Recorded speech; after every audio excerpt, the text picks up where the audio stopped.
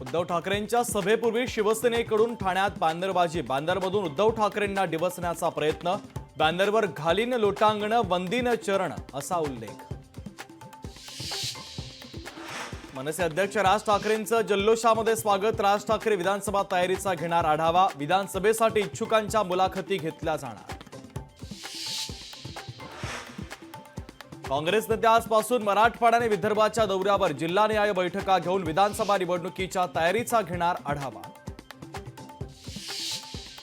आमदार बच्चू कडू महाविकास आघाडीच्या वाटेवर, मोदीबाग निवासस्थानी बच्चू कडू आणि शरद पवार यांच्यामध्ये अर्धा तास चर्चा।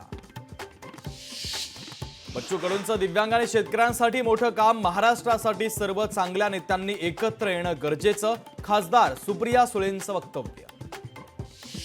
मनसे आणि शिवसेना उद्धव बाळासाहेब ठाकरे पक्षामध्ये सुपारीवरून जुंपली, आम्हाला मनसेनं इशारे देऊ नये, भाजपला द्या, मनसेच्या इशाऱ्याला शिवसेना उद्धव बाळासाहेब ठाकरे पक्षाचं उत्तर। राज ठाकरेंना कुणीही अडू नका, तर मुंबईत ताकद दाखवू, मनोज जरांगे पाटलांचं मराठा समाजाला आवाहन।